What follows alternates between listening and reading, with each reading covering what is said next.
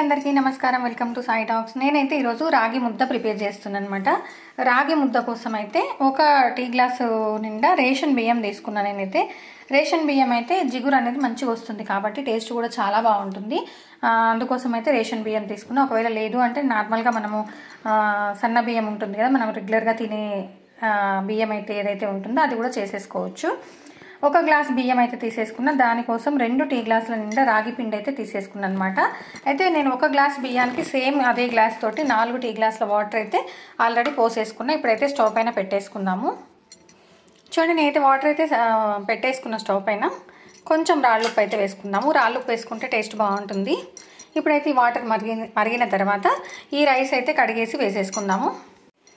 Water అయితే మరుగుతుంది కాబట్టి కడిగి పెట్టేసుకున్న బియ్యం అయితే వేసేసుకుందాము. ఒకసారి అయితే కలిపేసుకొని చిన్నగా పెట్టేసుకొని ఉడికించుకుందాము. చూడండి, మనం వేసుకున్న రైస్ అయితే మెత్తగా ఉడికిపోయింది కదా. ఇట్లా పలుకు మనం పట్టుకొని చూస్తే మెత్తగా ఉడికితే సరిపోతుంది అనమాట. నేనైతే రైస్ కడిగి పెట్టుకోకుండా ఒకటేసారి డైరెక్ట్ కడిగి వెంటనే వేసేసిన కాబట్టి నాకైతే మళ్ళీ ఇంకొక గ్లాస్ వాటర్ అయితే పట్టిందనమాట. ఇంకొక గ్లాస్ వాటర్ నేను వేసేసిన. ఇప్పుడైతే మనం ఈ పిండి అయితే వేసేసుకుందాము.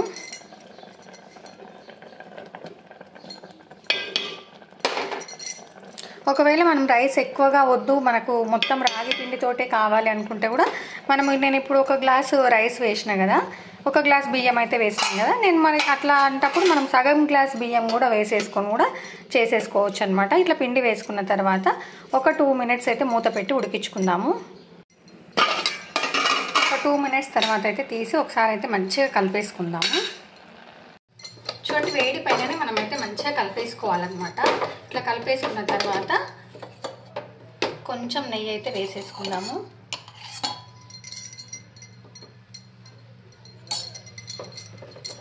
స్టవ్ అయితే ఆఫ్ చేసేసుకుందాము.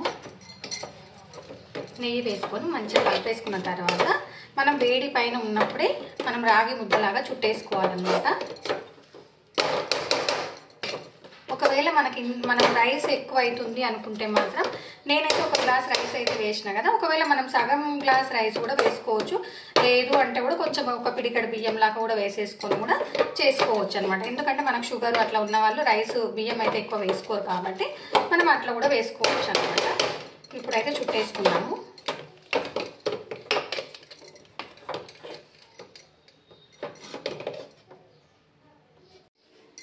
చూడండి, కొంచెంగా తీసేసుకొని ఇట్లా వేడి పైననే చుట్టేసుకుంటే సరిపోతుంది అనమాట.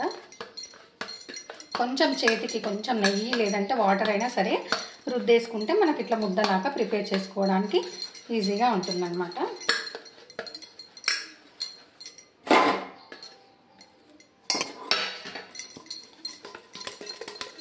కొంచెం మనకు వేడిగా ఉంది అంటే మాత్రం ఇట్లా ఏదైనా బౌల్లోకి తీసేసుకొని మన ముద్దలాగైతే ప్రిపేర్ చేసుకోవచ్చు. చూడండి, రాగి ముద్ద అయితే మనకు రెడీ అయిపోయింది. వాటర్ ఒక్కటే చూసేసుకోవాలి. నేనైతే ఫస్ట్ 4 గ్లాసులు మాత్రమే చెప్పిన, కానీ మళ్ళీ నాకైతే ఈ అన్నం మెత్తగా కావడానికైతే మళ్ళీ 2 గ్లాసుల వాటర్ అయితే పట్టిందనమాట. చూడండి, ఈ రకంగా ప్రిపేర్ చేసుకుంటే సరిపోతుందన్నమాట. ఇదే రకంగా ఇంకొకటి అయితే మనకు రెడీ అవుతుంది. ప్రిపేర్ చేసుకుందాము.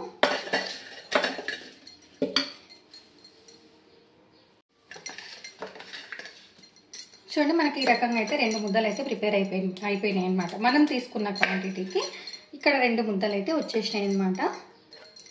చూడండి, చాలా చాలా సాఫ్ట్గా వచ్చాయన్నమాట. మనం పిండి ఒకవేళ ఎక్కువ తీసుకొని బియ్యం తక్కువ వేసుకోవాలనుకుంటే కూడా వేసేసుకోవచ్చు. నేనైతే చూడండి కొంచెం అన్నం అయితే కనపడుతుంది. లేదు మనకి ఇంత రైస్ అయితే ఉండకూడదు అనుకుంటే మాత్రం చాలా తక్కువ కూడా వేసేసుకోవచ్చు. సగం టీ గ్లాస్ లేదంటే కొంచెం పిడికడు ఇట్లా కూడా వేసేసుకొని అందాజగా వాటర్ అయితే తీసేసుకొని మనం రాగి ముద్ద అయితే ప్రిపేర్ చేసుకోవచ్చు అనమాట. ఎలా తిన్నా టేస్ట్ అయితే చాలా బాగుంటుంది. చూడండి, రాగి ముద్దలో అయితే నేనైతే కొంచెం రైస్ అయితే కనపడుతుంది కదా. ఒకవేళ మనం ఇట్లా ఇంట్లో అయితే షుగర్ పేషెంట్స్ అట్లా ఉన్నప్పుడు ఏం చేస్తామంటే అసలు రైస్ అయితే మనం వేయొద్దు అనుకుంటాం కదా, అట్లాంటప్పుడు కంప్లీట్గా అవాయిడ్ చేయొచ్చు. లేదు అంటే కొంచెం రైస్ వేసి కూడా ప్రిపేర్ చేసుకోవచ్చు అనమాట. అదైతే మన ఇష్టము. ఫైనల్గా అయితే మనకైతే ఇప్పుడైతే రాగి ముద్ద అయితే రెడీ అయిపోయింది. చూడండి, ఫైనల్గా అయితే టేస్టీగా అయితే రాగి ముద్ద అయితే రెడీ అయిపోయింది. టేస్ట్ అయితే చాలా బాగుంటుంది. ఈ సమ్మర్లో అయితే మనకు చలువ చేస్తుంది. హెల్దీ ఫుడ్ అనమాట.